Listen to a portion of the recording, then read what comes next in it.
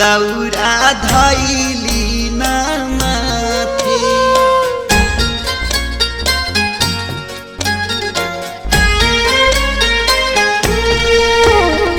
पेन्ही नया रोही बाबू पियरिया दौरा धैली ना माथे। बनी छठी माई के कहरिया चाली छपरा के घाटे।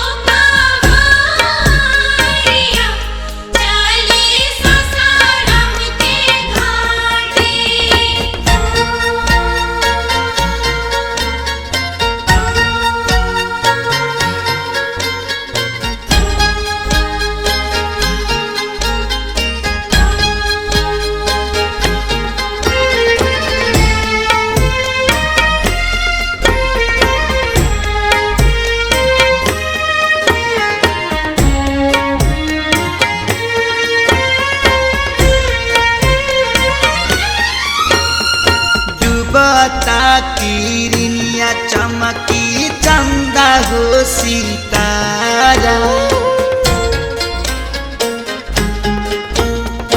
अद्भुत लगी छठी माई के नजारा।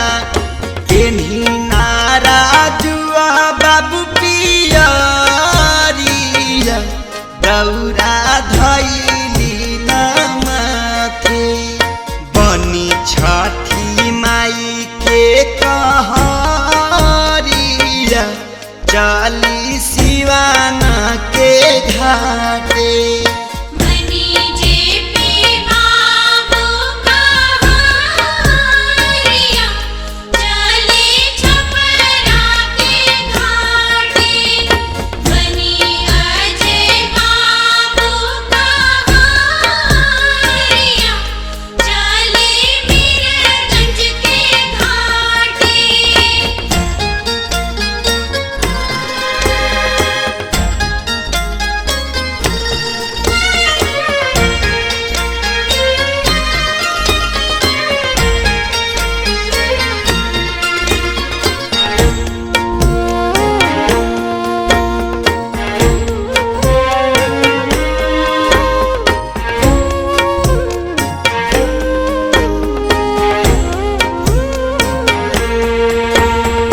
जोड़ा कलश पावा के देह बयरघिया।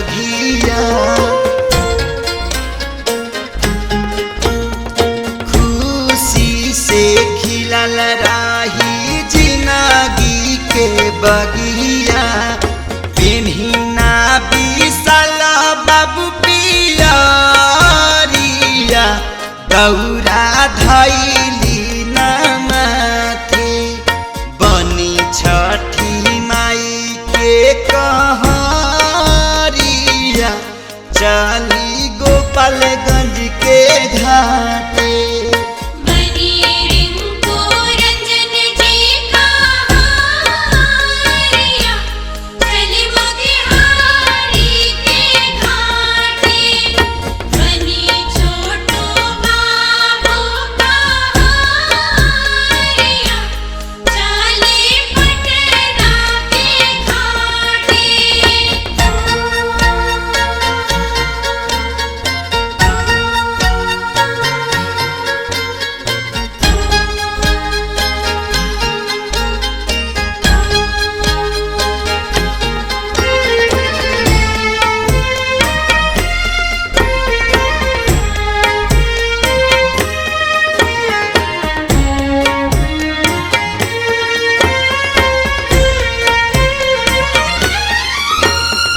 गह गह करी खूबे गंगा जी के घाटिया।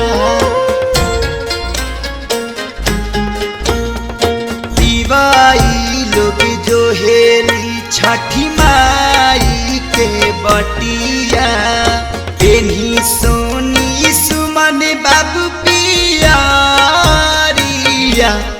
दौरा धैली न माथे बनी छठी माई के कहरिया